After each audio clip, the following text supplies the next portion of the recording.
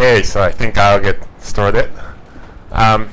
So normally when I talk about, I put my open source Jenkins project hat on and I talk about, the things in the open source. But today I wanted to talk about things that the CloudBees does in open source. So, CloudBees is where I work, and we do a number of things, but one of the things we do, well, many of the things actually we do is in and around Jenkins. So we really have a lot of love to the Jenkins project, and so I wanted to show you some of the good things that came out of this effort. So the first thing I wanted to talk about is the open source plugin that we recently introduced called Literate plugin. So for those of you who know, this came from the Literate programming, which is what the Donald Knuth came up with, and then sort of, basically we got inspired by that idea. So, so this is the man behind this idea. He's he lives in Dublin. He's a Stephen Connolly, and he's a long-time contributor to the Jenkins project. And so he observed that at work we use Git, and then so are many of you. And in Git, creating branches is really easy. So probably if you're using Git with Jenkins, you'd have the Jenkins job that's building the master, kind of like how the previous speaker was presumably talking about. That's that I guess. And then you can create branches left and right in Git, and then in many practices of Git, people do create lots of branches. But it turns out that if you wanted to actually run continuous integration on these branches, you kind of have to go create them one by one, which sort of makes it painful to do so. So often, if you are talking about a branch that really lives for a short amount of time, then you might not even care to create the continuous integration branch, and then the continuous integration job for the branch.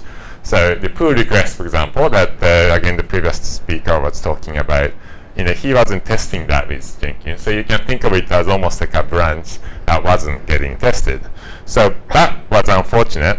So we thought, well, because it's the reason people don't do it is because it's kind of tedious to do so, and we know how to solve tedious problem, that is to automate, right? So we came up with, Stephen thought, well, if we could actually have Jenkins create Jenkins job for these branches as they show up in the repository and auto-manage them, and then I think it'd be a lot easier to automatically get benefit from continuous integration in these branches.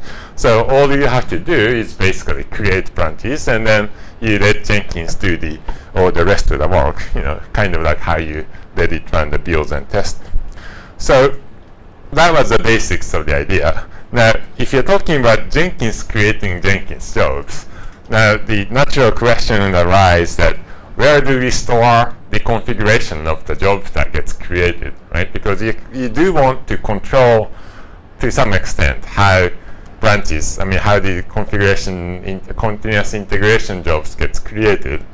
But where do we store that? So this is where Stephen sort of made a leap of faith. So he thought, well, I'll claim that this is how we do it, and I came up with the Literate programming. Literate build. So the idea is in GitHub and in many other places, you can already have the README file that's rendered nicely, and often in projects people describe how the projects are built inside the README file.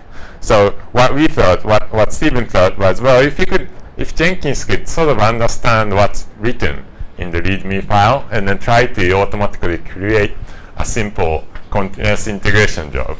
It doesn't really have to be all that complex, because the amount of testing you need to do on every branch is probably somewhat limited.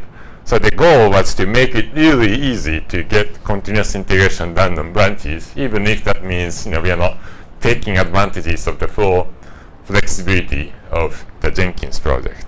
So that's basically what this is. So now let me try to show it here. So here I have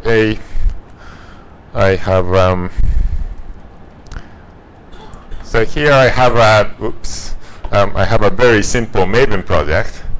You just have a poem and then some trivial source code. So and then there's no Jenkins yet. So let's try to take advantage of this Literate build in this project. So here I have a local workspace that basically check that from this project. So first thing I'm going to do, actually let me make the font even bigger. The first thing I'm going to do is touch, touch the Mocha file, and this will basically tell Jenkins that it is a Literate aware project. So next, what I'm going to do is basically create the README file, and then so this is a I guess it's kind of cut in the left, so let me move it a little bit over here. Okay, so that's a little better. So I'll create like a regular README project. This project is being demoed in the meetup. Let's hope it will not blow up. And then so the things among others, so you can write whatever you want to write, because it's after all a README file. It's meant to be read by humans. But one section we want to add is a section that Jenkins should understand, and that is called the build section. So this is where Jenkins should actually look at. So I'd say to build this project, you'd write you'd run Maven install, and you will find the jar file in the target directory or whatever. So again, you can write whatever you want to do, and then add that to the Git, and then I'll commit this change, made Literate aware, and then I'm going to push this change to the GitHub repository. So so now the change is uploaded. Let me double check I'm doing the right thing here. Yes. So now I'm going to Jenkins, and then I'm going to create a new job, ACME, and then here, so this is a plugin, by the way. You can install it. It's called Literate plugin. You can install from the Update Center, and it creates a new job type. So I'll just create a new job, and then so this kind of, well, this sort of looks like a familiar Jenkins configuration UI, but it's somewhat different from, say, Freestyle project. So instead of specifying what to build, you just specify where the repository is. So in this case, I'm just going to cut and paste from the GitHub UI into here, and I could control some additional aspects, but let's keep it simple here, and then I'm going to just save this. And then what happens is now it's trying to discover all the branches in this project. I guess it has already done that, and then it noticed that there's a master branch in this project, and it's automatically building it according to what we specified in the instructions. So if you look at that, it is running the Maven. Actually, here it is running the Maven build. So the usual things happens, and it captures the yeah. So I guess so that's it. So now where this gets really good is because now it's sort of monitoring everything that's going on in this repository. If I just create a new branch, and then I don't know, let's make some changes here. Actually, this is the test. So I am a trigger happy developer who breaks code, and then oops, sorry, greatest new feature ever, totally works, and then I'm just going to push this change into this branch in the upstream, right? So at least I did, and I didn't push that into master. So I already did it better than what I do in Jenkins project normally. So and then I could in normal production use of this plugin, what we would like to do is to periodically, well, actually have it periodically check the new branches and then automatically build it. But in this case, since we are demoing, I'll just skip the process and manually trigger this. But if I was a little bit more patient, or if I had a proper push notification set up, and then this step wouldn't have been, this step should have been unnecessary. So now, if you look at that, it noticed that there's a new branch, and it picked up the same README file, so it knows how to build it. So now off it goes, and again, so this would naturally break because of my changes, and then so I have the opportunity to fix it. So that's the idea. And then, so this is sort of like a very basic part of this plugin. I could do some even more. For example, I could update the README file, and then let's say you could add environments. And so the idea is, well, this project is, the idea is that you could specify multiple places or the environments where the tests are run. So I could say this project is tested on 3 platforms, and I might say in Java 5 because some people still use it. Java 6 is our minimum requirement. Again, so it's meant to be human readable, so you can write whatever text you want. The only thing that Jenkins looks at is the things that's sort of like inside the back quote. Might be a bit hard to see, but it's sort of here. Like this part is what Jenkins cares about. Because that's the latest. So I might make these changes and then run in multiple environments, and then I'm going to push this again. So now I specify, now I change the build instruction, only on this branch by the way, to look for these 3 separate environments to test. And then in this Jenkins instance, those 3 names are tied with the JDK installations. So if I look at the system configuration, you will see that there's a JDK tool installation configured for these guys. So there you go. So that's what Jenkins will automatically associate that, there's a Java 5, which must mean these Java installations, so it does that. Or if you have slaves or the labels by these names, Jenkins would make that mental connection and say, oh, you wanted to test on these slaves is what you're trying to do, and then it automatically run them in 3 different places. So that's the idea. And in the end, so you see that it has tested in 3 different environments. Of course, my change was horribly broken, so it's broken on all platforms anyway. But if you have more sensitive, bugs that only reproduces in certain environment, you will be able to do it this way. So that's the Literate programming quickly. And then one of the things that I really like about this is that the way we package the whole thing is somewhat useful, and then I think it provides good value out of the box. But as with everything else in Jenkins, we designed this in such a way that you could reuse individual pieces. So some people might not be so happy about the idea of writing a markdown README file and then describe the build in that way. Maybe what you're trying to do is more complex. It might not really fit that need. But there are pieces that we could swap in and swap out to make these things happen. So this effort actually consists of 4 different parts that's independently reusable. So I wanted to touch on them a little bit. So on one end we have this SCM API plugin. So this guy is responsible for discovering branches and then where the branches are pointing to inside these branches.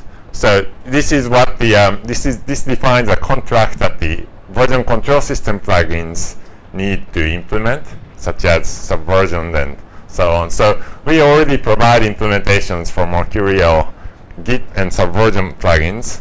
And then in other version control systems, it's also relatively easy to implement.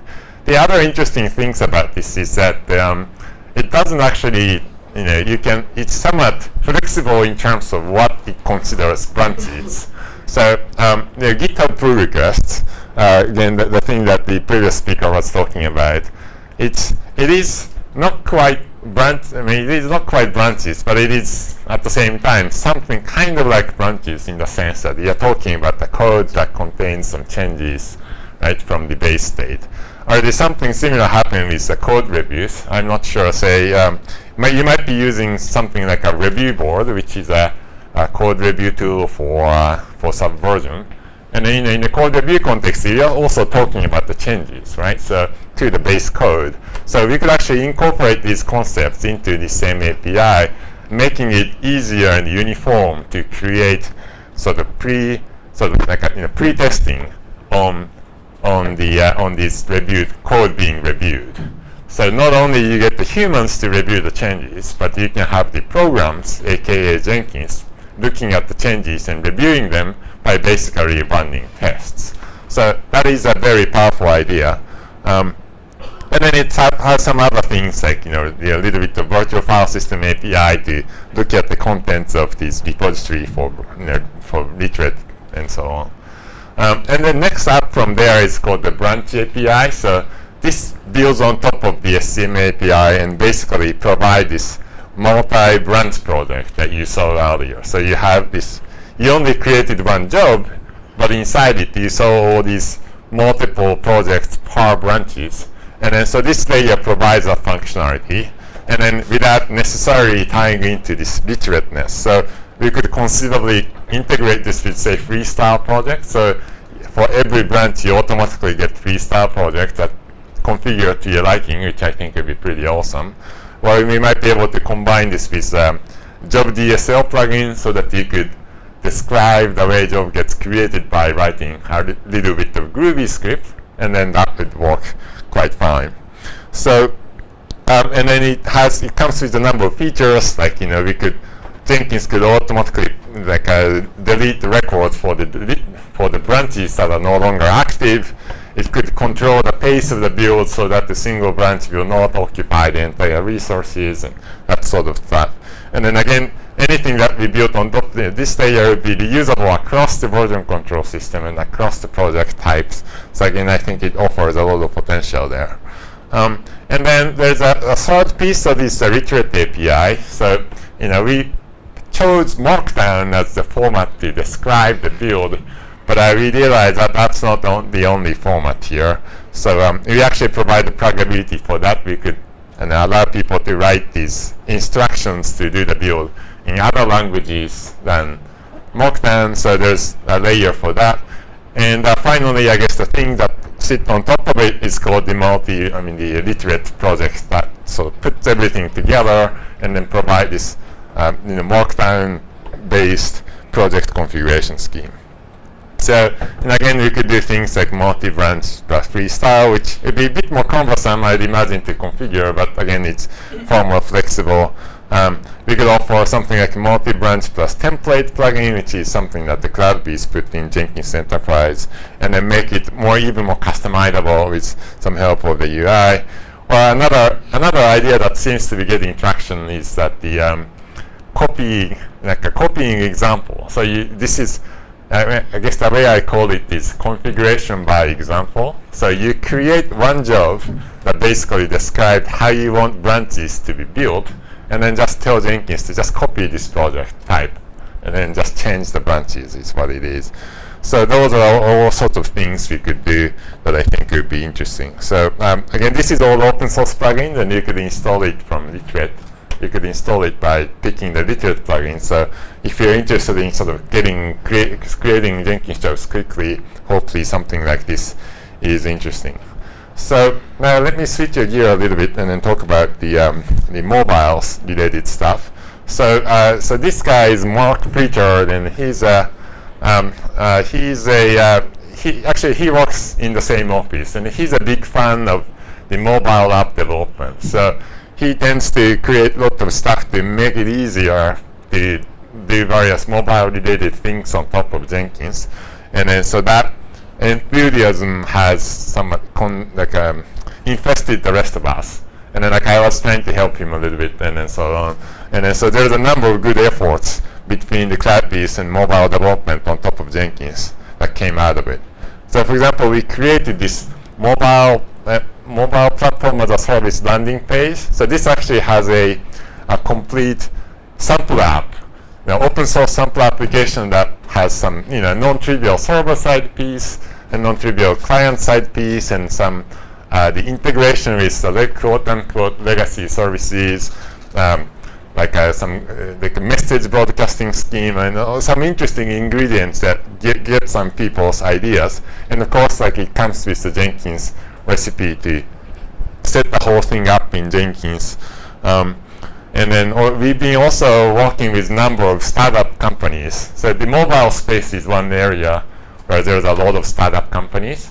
And these vendors see the value of Jenkins, but they do not necessarily have the in-house expertise to build the plugins, or they could use some reviews and helps from us. So we provide these things, and then so we've been writing some of the plugins, like Vessel.io plugin. I'm not very familiar with this, but I've heard that it does the A/B testing, as it says. The Blaze Meter plugin is another thing that we've been helping the developers. We wrote App.io plugin. This is kind of cool. That is, it lets you embed these like iPhone simulators inside the web page, so that you could actually play with these things.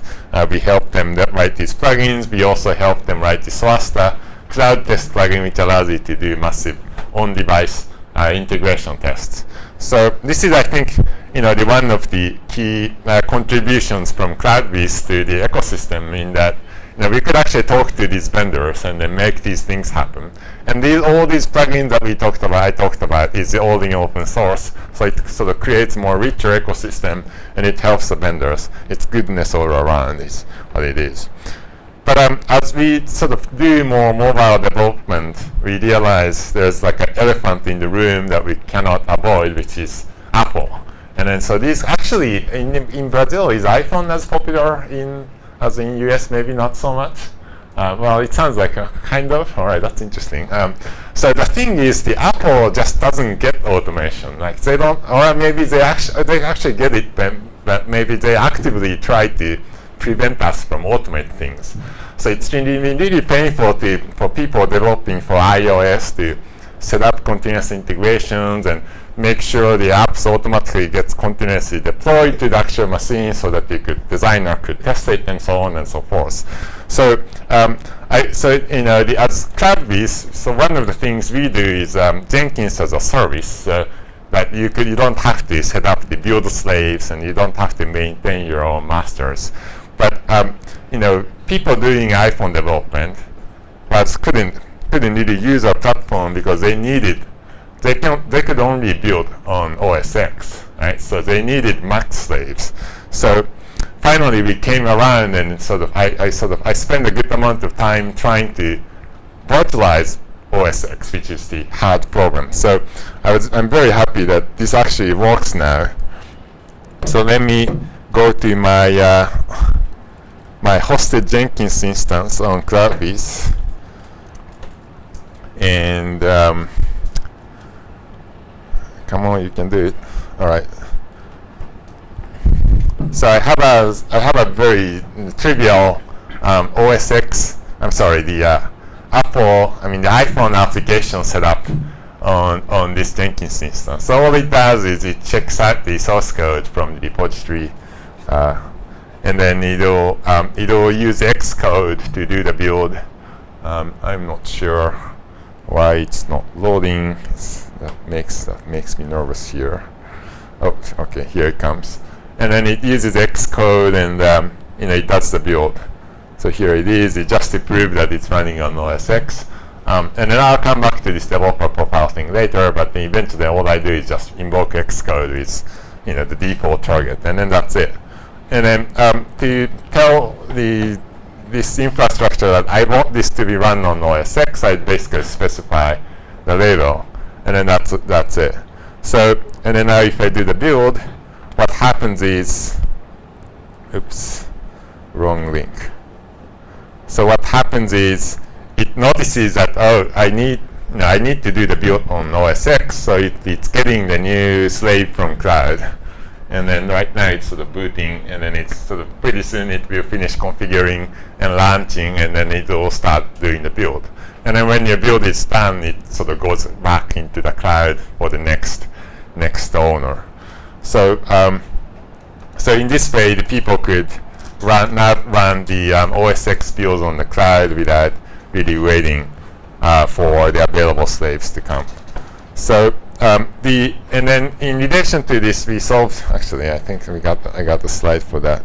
So all right, come on, you could do this.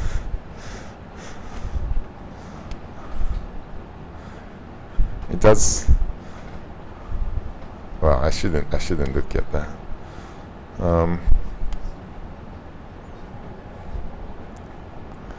Okay, so now it's fully up and running, and then Jenkins is trying to connect to it, and then okay. So I guess it had started building now.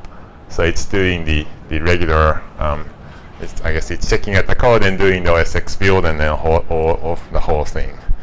So I'll come back to this result later, just so that you know what this is. So just so you know what this is not like a rack full of Mac Mini, which some people do currently to create Mac slaves. It's a fully virtualized OS X that's started and stopped on your demand, which is really fast. And so this allows you to get the fully elastic environment. When you're not doing any builds, you do not need any computers. And as soon as you decided to do the build, as you saw, Jenkins would allocate the slave from somewhere, like nowhere, and then it gets the build. So it's quite elastic. And then we also built a number of features in open source Jenkins plugins to help you work in this kind of elastic environments. So one of the things that the people doing the people doing iPhone app development find really painful is this idea of signing the applications, because you need to have the keys to sign, and that keys needs to be available on Jenkins build machines. And you normally don't want these keys to be available everywhere, because it's somewhat sensitive things to be able to sign the app. So what we did was to simplify this process drastically by, you go to XCode, and then you export the developer profile, which is Apple's ways of saying, well, this is when you need to move from one Mac to another, this is the file that you need to copy, right? And then so we take that file, and then we basically reverse engineered what's in it, and then we allowed you to upload this developer profile into Jenkins. And then so the Jenkins basically know your keys in secret. And then when the time comes to do the build, we boot up the new slave, and the Jenkins would basically install this key just on that machine. And then since everything is elastic, when the build is over, the machine gets recycled, and then your key would disappear from all the environment that we have. So it's quite secure. And then right now we are doing basically beta testing this functionality. So if you're interested in it, you can come to cloudbees.com/osx to sign up. And then what's really, so personally, I think the functionality itself is interesting, but personally what really gets me excited is this functionality is sort of just the tip of the iceberg. There's a lot of lower level stuff that has some pretty sophisticated things get going. So we showed you the work functioning slave, but they're actually inside what we call as mansion. Originally I had a lot more politically incorrect name for mansion, like the place that the slaves would live, but our colleagues had a better thought than me, and so now it's mansion. It's nice, it's a nice place, right? And then so we started basically writing this mansion that's capable of hosting all these slaves in quite efficient ways. So by far the bulk of the people who are doing development nowadays, thanks to the Amazon and so on, is actually writing the Unix applications, right? So most of our users are using Linux builds. So in Linux, we want to isolate people's build, but there's a very cheap way to do it, which is called Linux containers. So we might have, basically we have one huge box that's got a massive amount of memory, and at any given point in time, it might be running lots of build from different tenants. But these processes, like a Maven process and Ant process and so on, they are running directly on the same kernel, But the container, the Linux container would basically ensure that these guys only get to see themselves, and they will not be able to access the process, nor the file system, nor the users of these other tenants. So this allows us to virtualize individual tenants, but in a quite an efficient way. So we could use this beefy box that has a great, like a fast CPUs to your build. And then because everyone gets to use a little bit of CPU and a little bit of I/O, we'll be able to aggregate them pretty well, and the whole thing would run pretty quickly. Now, for OS X, we don't have that kind of cheap virtualization. We have to basically virtualize the entire OS X operating system. And for that, we use QEMU plus KVM to make it run fast enough. So the cost of virtualization does get a little bit high. We have to, every tenant has to get its own copy of OS X. But and that's where sort of the hard work would go in. Actually, I should mention that just to make this work is a major accomplishment. Like I have to patch the kernel, I have to sort of create and modify the QEMU to make it run, and then there's all sorts of like hard work it went into it. But to make this OS X virtualization really cheap enough, we use this technique called kernel same page merging. So if you think about all these virtual machines, the 3 virtual machine instances that we are running, they are running the same version of OS X. So naturally, there's a lot of commonality between them. So if you look at the individual memory pages that constitute this OS X, you could actually find a lot of them that are exactly identical. The code of the kernel modules. So what this functionality does is basically identify these the same memory pages and consolidate into the same physical memory page. And then at the end, there's only a small number of remaining pages that are unique to individual instances, but the bulk of them gets shared between them. So this kind of things really allows us to run a large number of QEMU and emulated the OS X virtual machines in pretty performant ways. And then that's just the CPU, and by the way, we also spent a lot of effort making the storages run fast. So on disk, we use the ZFS on Linux, so I finally get to use the technology that came out of Sun. I used to work for Sun, and only after I'm leaving Sun, so there's like an irony in this work going on. But I'm finally good now. I'm using ZFS. So why this is useful? So there's actually a number of features we take advantages of. So the single mansion is like a mansion is a big system, and then at any given point in time, we might be running multiple builds. But what this allows us to do is to sort of basically mount the workspace into the slaves, and so that only this slave only gets to access this workspace from like a customer A.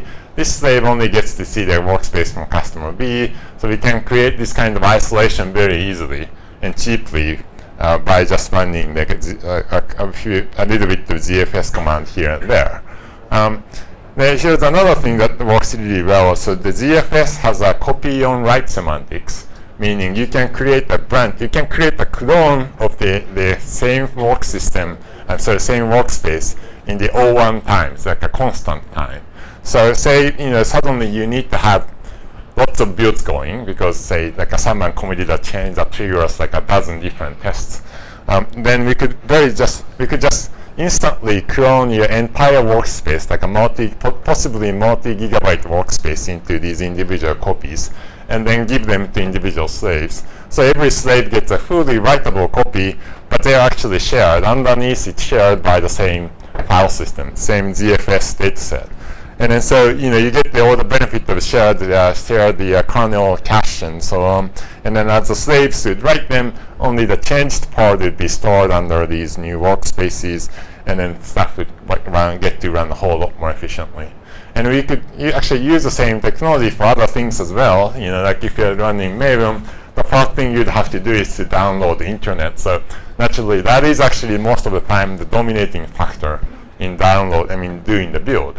So what we could do is actually we can have a well-populated local Maven repository. Our current version consists of like a 25 gigabytes of jar files that we basically took from the Maven repository proxy server that we use, and then we could start your build from that state.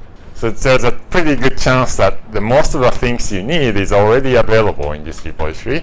And then as you download and install new files, you get to store those things in your own Maven repository. So the build would run a whole lot faster for you. So this is the kind of things that sort of like a thing we do behind the scene to make your build really go fast. And then this mansion functionality, this ability to run the slave on the cloud, we are hoping to bring to your open source Jenkins instances that you are running in your office or somewhere else. This is just a Jenkins plugin that's capable of talking to your backend services. So hopefully we could open source these plugins, and then you may be able to benefit from it. So that's sort of some of the good things that's going on inside the CloudBees to make the open source Jenkins really shine even more. So that's basically what I was trying to talk about. Is that are there any questions I could answer? Are we good? It's not about what you're talking about, but can you tell us anything about the multiple masters in Jenkins? Can I talk anything about them? So multiple masters. Yeah. Multiple masters in Jenkins. So okay, yeah. Yes, there are a few things I could mention that. There was a Jenkins user conference in Palo Alto, and then the day after we had this smaller event called the Jenkins Scalability Summit. So there was about maybe 20 or so people, and then these are all serious users of Jenkins, and we talked about what kind of things we should be working on to make their lives easier, to make Jenkins scale to the even higher degree. So one of the topics that we discussed was the sort of like a clustering Jenkins masters so that they could cope with large number of load. And then so there's an effort going on inside the Ericsson. I've heard that they are trying to open source that. And you could imagine that the company the size of Ericsson would have to take some long time to go through the legal process of doing it. But that's supposed to add some of the horizontal clustering functionality. So that would be really exciting. Also, the CloudBees is working on this software called the Jenkins Operations Center. That's also in the Jenkins user conference talk that I did, where you could have sort of like what we call as what I think of the master of masters. So inside your company you might have a dozen Jenkins masters, and so you could have another Jenkins instance that's basically controlling all these individual masters, and then it creates like a single sign-on environment. It allows you to sort of make the whole thing feel like the single Jenkins instance, even though they're actually split into a dozen instances. You could, in the future, we expect to be able to force the installation of the same version of plugins across the board from the single click. And so for someone who is babysitting a large number of Jenkins instances, I think something like that would be really useful. So those are, I guess, the two things that I wanted to mention in terms of multiple masters. Yeah. Did you tell us about the configurations file for building jobs? It's just for using this plugin, when you're using this plugin, or we can imagine a beautiful workflow when you put our project in the GitHub and tell to CloudBees, say, my GitHub is here, please build this project. Yeah, okay, so the Literate project, so the Steven wants to have sort of like a pipeline support, so you could have like, say, 4 phases. Or like some so long as the pipeline is simple, the whole thing needs to be simple enough to work with Literate thing, but we'll be able to allow you to create, I guess, the 4 jobs that sort of chain together and so on for every branch. So yeah, so I think that's something that he wants to work on. And then we got him sidetracked into working on some other things. So he needs to come back to this effort. But something like that is really within something like that is on our radar. So if you'd write to him that looks, software this looks good, and you really love to see the pipeline support, I think that kind of encouragement will really hopefully convince him to actually spend time on it. So yeah, it's on our radar. Oh, yeah. Thanks. All right. So if that's it, then thank you very much.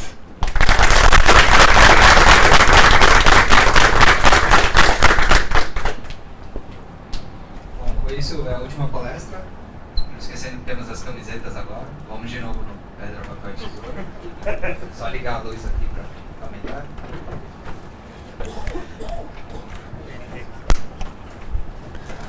Actually, one last thing. Maybe this is already totally obvious to you guys, but we have a mailing list in the Brazilian Portuguese. So if you're not part of that list, I'd highly encourage you to to join that so that we could stay in touch. So that's all. Thank you. Sorry. Thank you.